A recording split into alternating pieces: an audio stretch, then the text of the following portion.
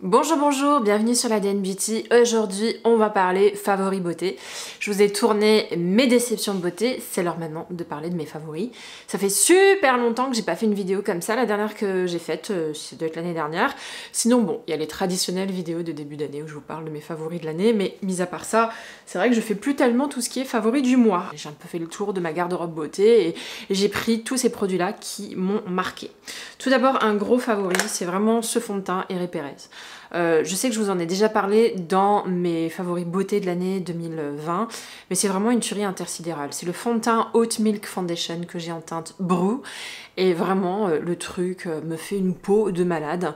On est sur un fond de teint clean, de la clean beauty, donc c'est plutôt sympa en plus. Et vraiment, à chaque fois que je le porte sur Instagram, dès que je fais des vidéos où je vous montre mon teint avec ce produit-là, tout de suite vous le remarquez. Je pense que c'est lié au fait que la couleur est parfaite pour mon teint, et qu'en plus la texture est suffisamment épaisse pour couvrir un petit peu et suffisamment hydratante pour donner un peu de glow tout en transparence, voilà, pour pas faire un effet masque, hein. Voilà, très joli produit. J'ai gros coup de cœur. Énorme coup de cœur aussi pour ce produit dont je n'ai jamais entendu parler ailleurs que sur ma propre chaîne. C'est pas mal de découvrir des trucs et de s'envoyer des fleurs. C'est ce truc-là, la vitamine C, qui est en fait un highlighter slash blush. Waouh! Vraiment, waouh! J'adore ce produit-là. C'est un ovni, personne ne fait ça sur le marché. Donc c'est un highlighter qui est quand même assez foncé. Je doute que ça puisse convenir aux peaux les plus claires, sauf si vous l'appliquez en blush. Alors moi je l'applique en top coat de blush. Ce truc-là est incroyable, incroyable. Il fait effet peau mouillée, je pense que vous le voyez, c'est une tuerie. Il y a un petit effet pêche rose en plus qui tout de suite vous donne bonne mine, et vraiment c'est un produit, je ne veux plus qu'il quitte ma garde-robe beauté. Il est supposé être infusé à la vitamine C, donc il est supposé faire soin en même temps, ce qui est un vrai plus, mais vraiment je ne l'ai pas acheté pour ça. Moi je l'ai acheté vraiment pour la couleur et pour l'effet waouh quoi. On continue avec une palette de la marque Vive, qui m'a été envoyée par Sybille de la chaîne Glow by Sybille. Merci encore de m'avoir découvrir une telle merveille. C'est une palette, je vais vous la montrer, elle est classique, hein, on va pas se mentir, c'est pas la palette du siècle, mais le choix des couleurs est parfait. Voilà, je vous la montre, ok? C'est celle-ci, magnifique. Seul gros bémol de cette palette, les teintes irisées, mais les teintes mates sont tellement parfaites qu'elles rattrapent tout ce bémol lié aux teintes irisées. On est sur des mates, alors voilà, choix de couleurs déjà, voilà, c'est juste des couleurs, un gros coup de cœur de couleurs. Hein. Et au-delà de couleurs, c'est la texture, ce sont des mates qui s'appliquent super bien, et en ce moment je suis dans ma phase mat. J'ai envie d'arrêter un petit peu tout ce qui est foil, satiné, pailleté, duochrome, triochrome. Je suis plus tellement là-dedans. Maintenant mon gros kiff c'est vraiment les teintes mates qu'on applique en aplat de couleurs et qui vraiment vous donnent tout de suite un petit effet waouh sans trop en faire. C'est assez classe, ça va direct, droit au but et ça va avec tout, quel que soit le look que vous portez. Et j'avoue qu'avec l'âge, peut-être que je m'assagie, mais j'ai de moins en moins envie de paillettes et de plus en plus envie de texture mat. Alors ça veut pas dire que je mets pas de paillettes, c'est pas tout à fait vrai, hein. Je recherche des fards satinés métallisés d'une certaine texture qui fait que bah voilà, je veux plus de paillettes, je veux plus un effet peut-être je sais pas, je peux pas vous dire. Voilà, on va y réfléchir ensemble. L'objectif n'est pas de discuter de ma recherche intersidérale, la quête du Graal, de fard à paupières matirisé, non. C'est vraiment cette palette. Faut vraiment que vous rendiez compte. Voilà, je vous fais des close-up, comme ça vous allez voir, mais les mats sont sublimes et pour se maquiller pour tous les jours, c'est parfait. Ensuite, alors là, ça a été un gros coup de cœur pour la planète entière, j'y croyais pas. Franchement, j'y croyais pas. C'est Gucci. Voilà, donc déjà coup de cœur pour le packaging, qui est un des plus beaux packaging que je possède en termes de maquillage. Bon, vu le prix auquel on le paye, heureusement qu'il y a le packaging. Et c'est un bronzer à l'intérieur, et un bronzer qui pour moi a la teinte parfaite. C'est la teinte numéro 4, éclat soleil. On est sur un bronzer légèrement irisé, très légèrement, donc de quoi vous donner de la luminosité sans vous plomber le teint. C'est le vrai challenge des bronzers, c'est que si vous faites pas attention, vous vous plombez le teint. Moi je vois plein de nanas avec la barre de bronzer, voilà, ça c'est pas très joli, surtout sur les teints mat, voilà, sur les teints mat au sens foncé. Sur les teints clairs, c'est différent, mais vraiment sur les teints mat, si vous mettez du bronzer mat sur du teint mat, je trouve qu'on enlève un petit peu l'éclat qu'il y a dans la peau. Bref, donc c'est une tuerie intersidérale, ça s'estompe merveilleusement bien, c'est vraiment joli, la couleur est nickel, légèrement rougeâtre, ce qui fait qu'il y a une petite coloration brûlée par le soleil, et packaging de dingue, vraiment gros coup de cœur. J'y croyais pas parce que quand Gucci a sorti sa marque, je me suis dit je vais payer la marque, je vais payer le packaging, et le maquillage il va être zéro. À chaque fois qu'une grande marque sort un truc, Hermès, machin, etc., je suis pas emballée. Voilà, je suis pas emballée. C'est comme s'ils profitaient de l'industrie de la beauté pour se dire ah tiens, il y a du fric à se faire, on y va. Et puis tabassons-les sur le packaging et avec la marque, et voilà, parce que c'est pas donné ce truc-là. Mais alors là, je dois vous dire que j'ai été particulièrement impressionnée. Et chez Gucci, il y a d'autres trucs qui sortent là qui me donnent tellement envie. J'attends la réouverture des magasins pour aller les swatcher, mais je pense que je vais faire des petits craquages. On continue sur un highlighter. Alors là pareil, j'y croyais pas. Le highlighter de chez Milk. Je sais pas si vous savez, mais la marque Milk est enfin arrivée chez Sephora avec des vrais corners. Alors il n'y a pas toute la gamme parce qu'il y a plein de produits qui manquent, mais c'est pas grave. Et c'est vrai que du coup ça m'a permis de tester plus de couleurs. J'adore cette marque là. Il y a des vraies bouses et il y a des vraies réussites. Et parfois il y a des bouses mais je les aime quand même. Voilà. Bon, moi je vais vous parler d'une vraie réussite. C'est cet highlighter là qui s'appelle le Flex Highlighter en couleur Lit. Faites attention, il y a 4 highlighters en tout, 2 qui sont pailletés, 2 qui sont métallisés. J'ai toujours cru que tous ils étaient pailletés et en swatchant celui-là, je me suis dit mais il n'a pas la même texture que les autres. Le Lit, L-I-T, lui est métallisé d'une façon comme personne ne sait faire quoi. Regardez-moi la beauté de ce truc-là, légèrement argenté, légèrement glacé pour vraiment donner un effet highlighter. Mais regardez-moi cet highlighter de fou quoi. Oh, non franchement, tuerie intersidérale, j'adore. Un de mes highlighters préférés. Il est très très doux au toucher, il s'estompe super bien. Il marque pas les ridules de déshydratation et donc ils se font bien dans la peau.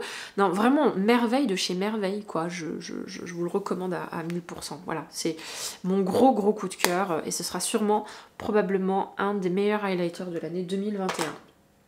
Coup de cœur également pour un autre highlighter. Tiens, on va prendre cet highlighter là, celui de Natasha Denona. Alors celui-là, j'ai mis vraiment beaucoup de temps à le trouver. C'est le I Need a Nude Glow. Déjà le packaging, je l'adore, d'accord. Et puis bah, on retrouve les petits carrés à la Natasha Denona. Alors il est tellement bien celui-là que je pense que je vais revendre mes autres highlighters Natasha Denona. Pourquoi j'aime celui-là? Bah pareil, alors cette fois-ci on n'est pas du tout sur le même effet. On est sur un effet un peu plus doré, un peu plus marqué on va dire. Il marque un peu plus les ridules de déshydratation que celui de Milk. Vraiment celui de Milk c'est une tuerie intersidérale.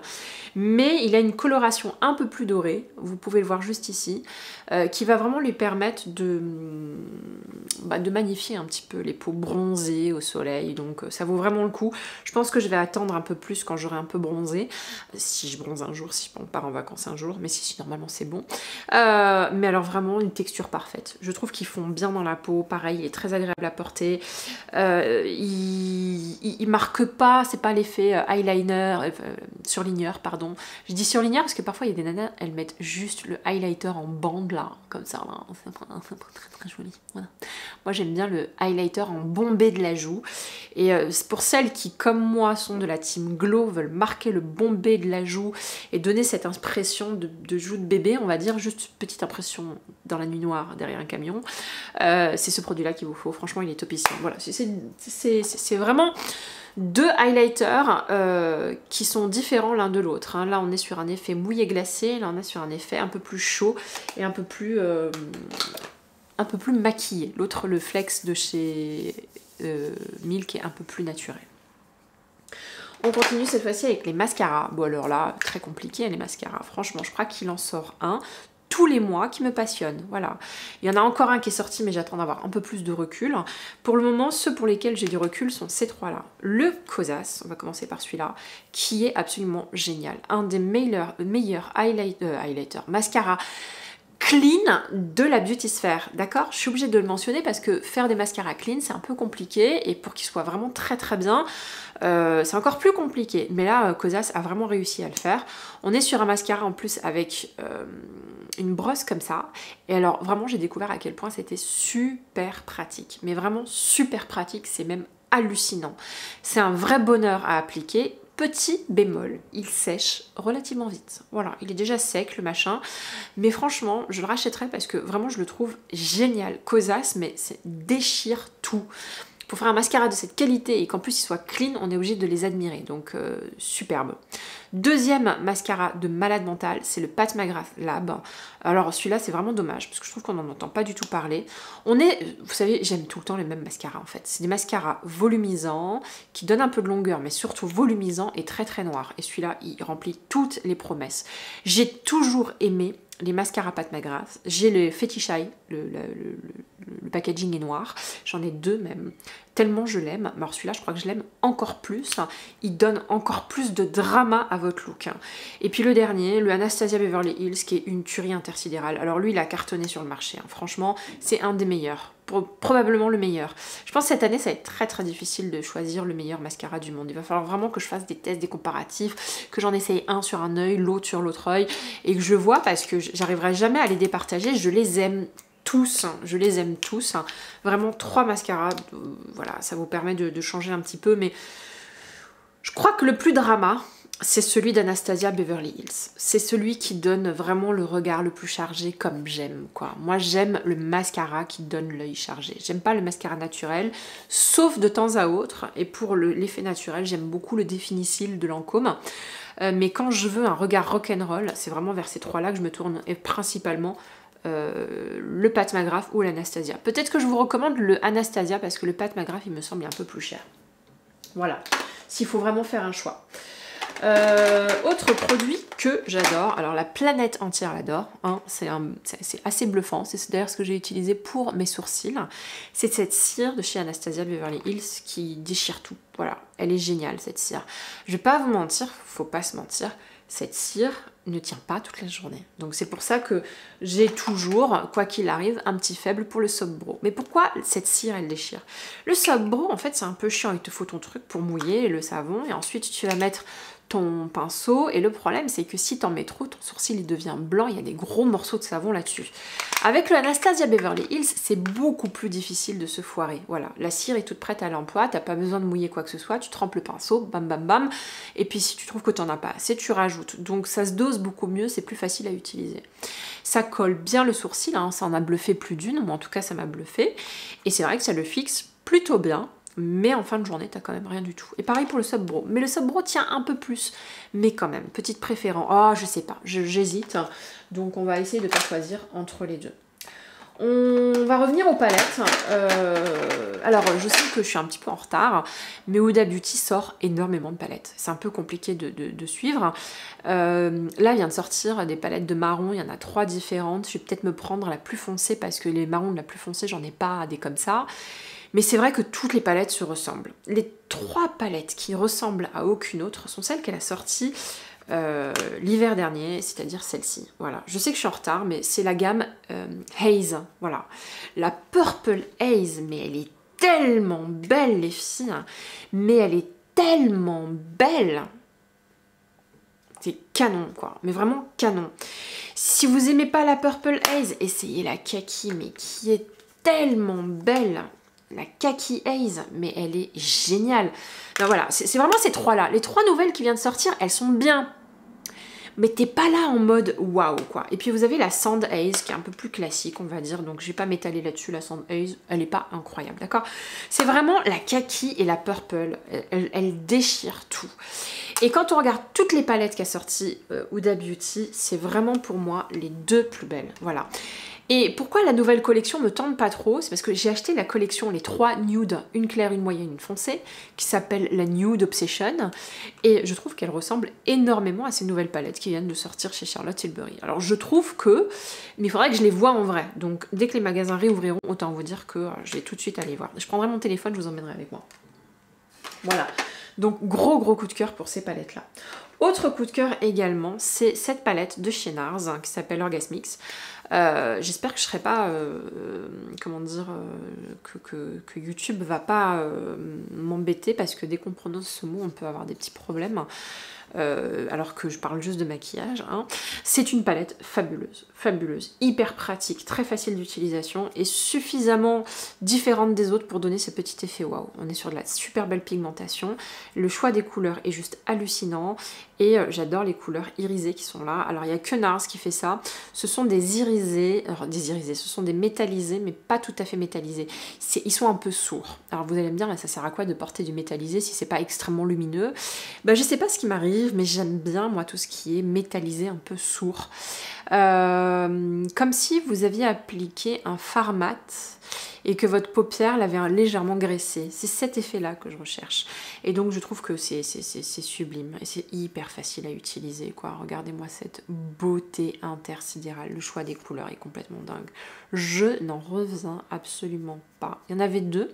Bah alors c'est vraiment que celle-ci hein, qui est très belle. Et celle-ci, ouais, elle est juge, voilà. Le problème de chez NARS, c'est que c'est pas donné. Mais alors si vous pouvez mettre la main là-dessus, faites-le. Tant qu'il est encore temps, je suis sûre qu'il en reste. Hein, parce que bon, avec tous les confinements là qu'on a vécu, à mon avis, NARS, ils n'ont pas encore écoulé leur stock. Donc profitez-en pour récupérer cette palette si vous pouvez.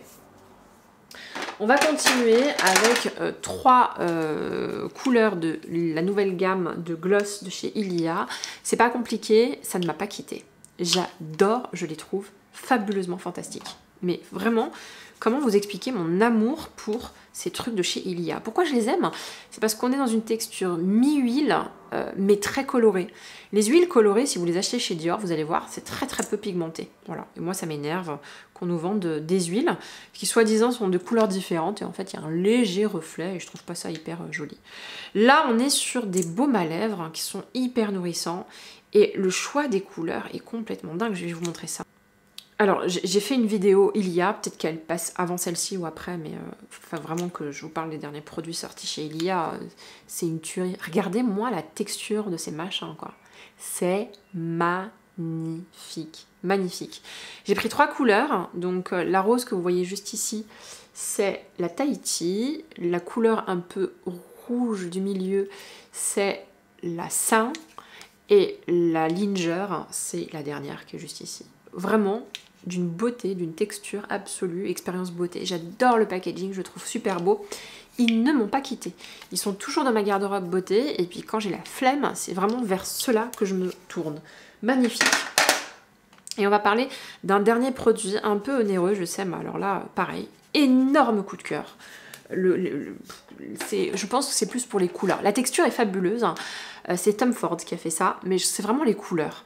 Tom Ford a sorti une nouvelle couleur dans sa gamme de Glow Sticks. Alors moi j'en avais déjà, avec le corail de ce côté-là et un highlighter clair. Et là quand ils ont sorti celui-là avec un effet un peu terracotta de ce côté-là et un highlighter un peu doré, là j'ai complètement craqué. Voilà, je les adore, je les trouve super beaux, ce sont vraiment des couleurs qui me vont bien, particulièrement en été. Cette couleur-là particulièrement de blush, j'en peux plus. Et c'est vrai que j'utilise toujours des blushs très très roses, alors qu'en réalité c'est peut-être des blushs un peu plus bois de rose comme ça, qui tirent légèrement vers le corail.